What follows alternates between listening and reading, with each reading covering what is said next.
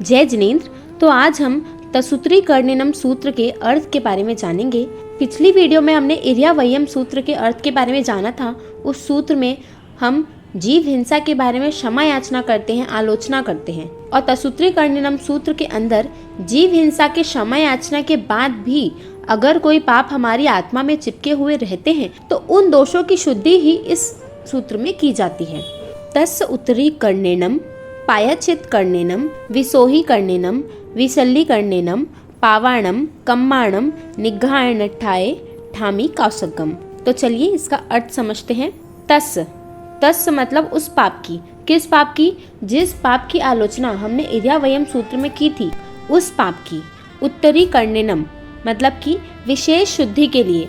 उस पाप की अगर किसी और प्रकार से शुद्धि बची है तो उसकी विशेष शुद्धि के लिए। पायश्चित कर्णेनम मतलब कि प्रायश्चित करने के लिए। विसोही कर्णेनम आत्मा के परिणामों की विशेष शुद्धि करने के लिए। विसल्लीकर्णेनम मतलब कि शल्य रहित करने के लिए। शल्य 3 प्रकार के होते हैं। पहला मिथ्यात्व शल्य, दूसरा माया शल्य, तीसरा न्यान शल्य। मिथ्यात्व शल्य यानी कि सच्ची वस्तु को झूठा मानना, मिथ्या मानना, और झूठी वस्तु को सच्चा मानना।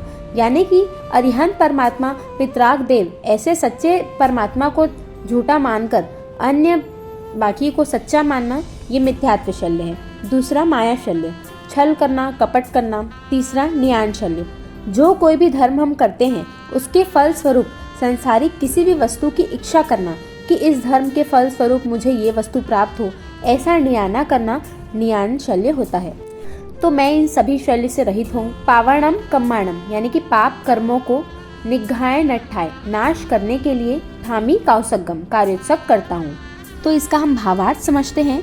इर्यावयम सूत्र में मैंने मेरे द्वारा हुई जीव हिंसा का क्षमा याचना किया, मिक्षामी दुक्कडम किया। फिर भी वह करने के बाद भी अगर मेरी आत्मा में कोई पाप फिर भी चिपका हुआ है तो उस पाप को भी मैं अपने से अलग करता हूँ और मैं उसके लिए मिक्षामी दुक्कडम करता हूँ। सारे शल्यों का त्याग और अन्य सब पाप कर्मों का नाश कौसक से ही हो सकता है, इसलिए मैं कौसक करता हूँ। परमात्मा की आज्ञा विरुद्ध कुछ कहा हो तो मिक्षामी दुक्कडम। जय दिल शासन।